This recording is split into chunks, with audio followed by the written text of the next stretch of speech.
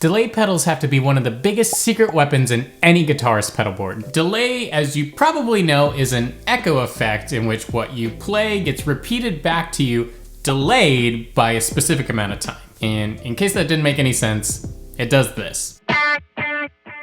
When I first learned about this magical pedal, I was kind of dumbfounded. Wait. You're telling me that guitars aren't playing all the notes I hear? And that a pedal can do some of the work? Yes, it can. Delay is magical, but if you set it up wrong, you can get some pretty terrible results.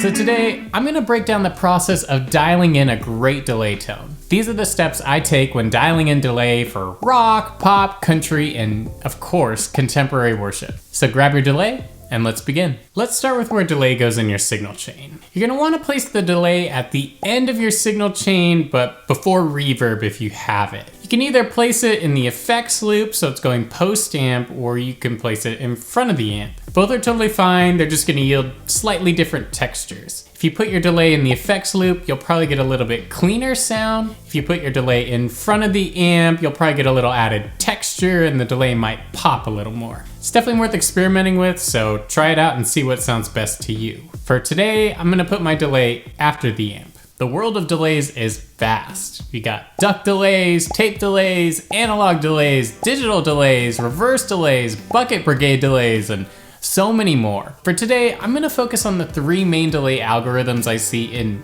most delay pedals. Meaning, no matter what delay pedal you probably have at least one of these. First is digital delay. Digital delays are exact replications of what you just played. The repeats tend to be bright and clear, which can make those echoes much more obvious.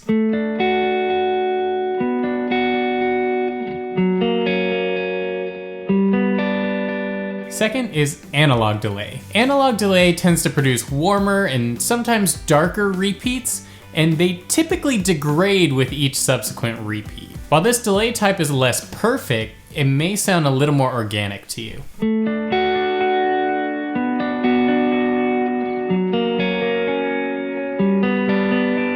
Finally, we have tape delay. The original tape delays use actual tape machines to record what you played to tape, and then it would repeat it back to you at the specified rate. Because you were recording to that actual tape, it would introduce saturation, warmth, and warble to your tone. And like analog delay, each repeat would tend to get a little further and further degraded from the source from the actual tape itself wearing out. Today, most tape delays are really just digital emulations, but they do a really great job of capturing the vibe.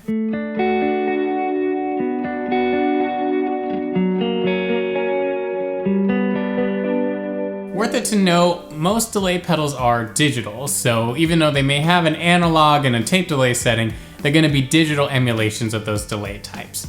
There's nothing wrong with that, it works totally fine for me. Now, of these 3 types, I tend towards analog and tape style delays because I prefer the warmth and I like the little bit of degradation. I think it adds movement and texture that can be really unique and cool. But it's definitely worth experimenting with what you have, so try it out and see what sounds best to you. Next, we need to determine how long our repeat time is. This is gonna vary greatly depending on the part you're playing, but in general, the shorter your repeat time, the less the effect's gonna sound like a delay, and the more it'll sound like a doubling or reverb effect. For instance, a super short delay time or a slap delay may sound something like this.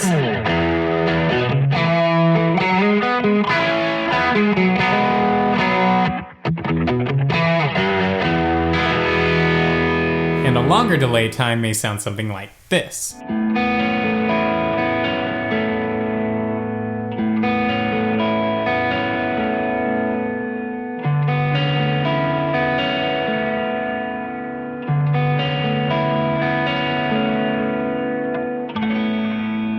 The features that make setting the time easier are tap tempo and subdivisions. These 2 are a must for me, but you can get by without them. The Edge himself on his original Memory Mans didn't have them, so he had to turn the time knob until the repeat time felt just right. But for the rest of us who want to use technology and make our lives just a little bit easier, you're gonna want to tap into the BPM of your song. If you have a subdivisions feature, then simply tap in at a quarter note tempo. So if our BPM was 114, we'd tap like this. If you don't have subdivisions, then you'll need to tap in at your desired repeat length.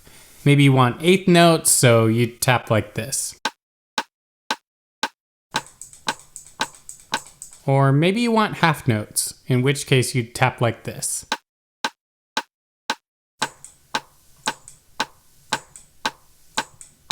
Alternatively, if your pedal allows, you could also manually input the tempo of your song. With this pedal, I hold down the effects knob, come over here to BPM, and I can just turn it to 114, and we're good. Now that our tempo is in, you're gonna wanna set your subdivisions. As mentioned before, this is gonna vary greatly depending on the effect you're trying to create and the part you're playing. But generally speaking, I find myself using an eighth note, dotted eighth note, or quarter note delay more often than not. Eighth notes are great for adding texture to your playing. They can really increase that perception of width and space without muddying up your tone. It can be a solid option for both leads and solos.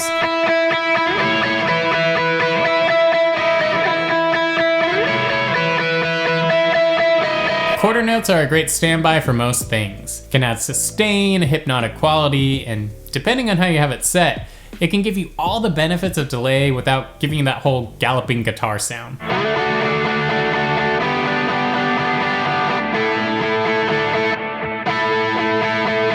Dotted eighth delays are the secret to getting that U2 sound. This is how you get that whole galloping rhythmic echo feel.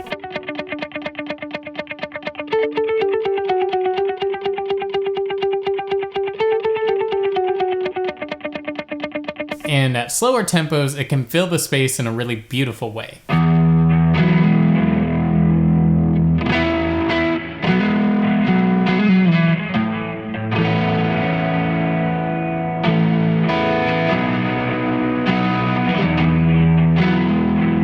Now let's move on to the mix knob. This knob controls the volume of our repeats relative to our dry signal. It's a ratio control, not a pure volume control. Each mix knob on each delay is going to be a little bit different, so you're going to have to read your manual, but generally speaking, a mix knob set to 50% should make your initial repeat about the same volume as your dry signal. A mix knob above 50% should make the initial repeat louder than your dry signal. A mix knob below 50% should make your initial repeat softer than your dry signal. The key here is setting your mix knob so that you can hear the repeats prominently without it muddying up what you're playing. So if you feel like you can't hear the repeats enough, then you might need to raise your mix. But if what you're playing is starting to sound messy or soupy, then you might need to lower your mix. Now, we have our mix set pretty low, it's at like 25%, but let's see how it sounds, that might be cool.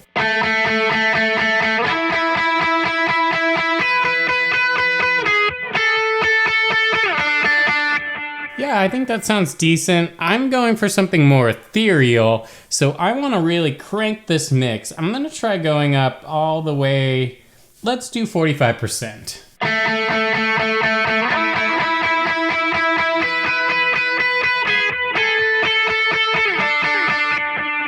I think that sounds good, but I'm probably going to throw in other effects with it, like a big reverb and stuff, so I'm just going to bring it back a touch to 40% and say it's probably good.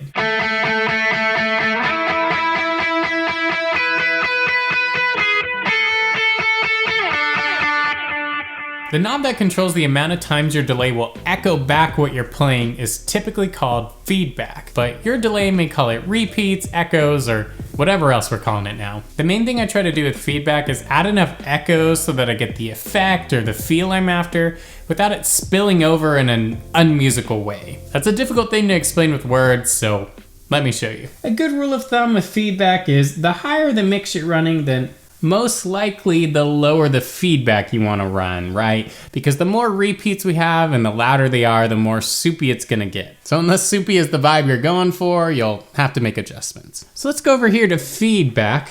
It's on the first page here, and our feedback is pretty high, 50%. I think there's a lot of repeats, so I'm gonna come down to 25 and see what that sounds like. That's pretty good. I want just a little more. Maybe like 33, why not? Yeah, that feels really good. 38. Yeah, I think something around that is gonna be good for this. What was that, like maybe 7 repeats-ish? So let's hear it with the part.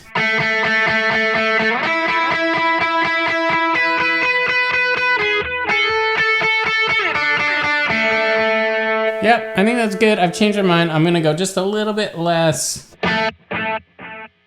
Yeah, I think a little bit less is right. I feel good about that. For simpler delay pedals, you may have already adjusted everything you have, so now you're done. The most important parts are mix, time, and feedback anyway, so don't worry about it too much if you don't have other parameters. For others of us, you may have a few more knobs for customization. You might have knobs to control the EQ, the wow, the flutter, distortion, and things like that. Essentially what you're gonna do is just go through each knob and turn it until it sounds right to you.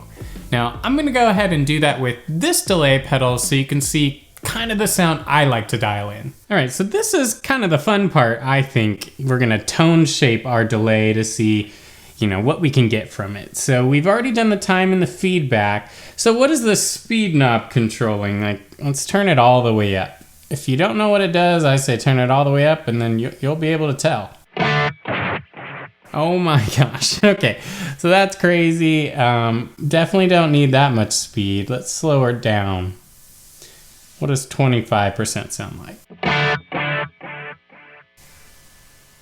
Even that feels maybe a little aggressive on the warble, but it could be cool.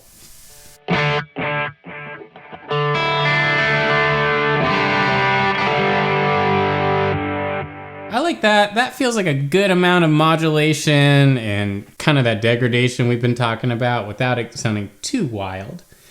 And let's see what the depth controls. That looks like we're basically all the way up. It's probably controlling that parameter we just changed, speed, I would imagine. And if we turn this down a bunch, what does that get us? Let's see.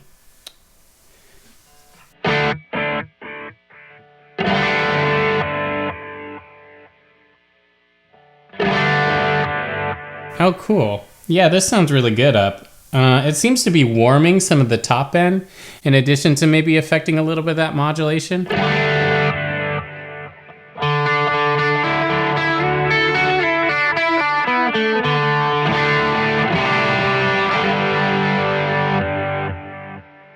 What is this?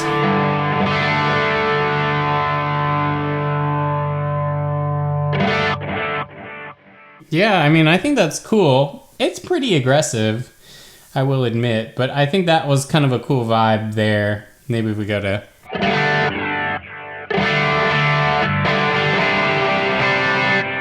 Yeah, I like that. I think that's cool. I'm just gonna adjust this mix down just a little bit, actually.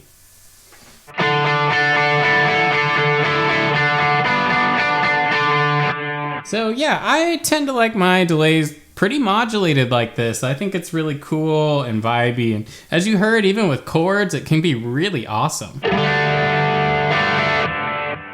So just that little bit of modulation in the background really helps add some movement. So I'm gonna throw on a big modulated reverb so you can kind of hear how these two would interact.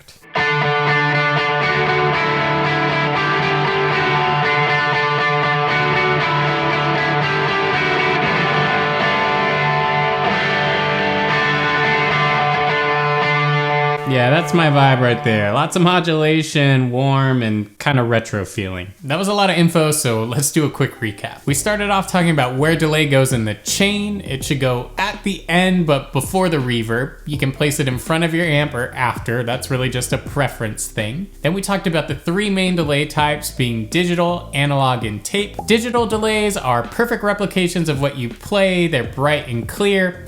Analog and tape tend to be more warm, and they usually degrade each echo as it goes on. The time knob controls how fast our repeats occur. For the easiest results, we'll either use tap tempo to tap in at the speed we want our repeats to occur, or we'll set the BPM and use subdivisions to achieve our desired results. Mix controls the volume of the repeats relative to our dry signal. It's a ratio.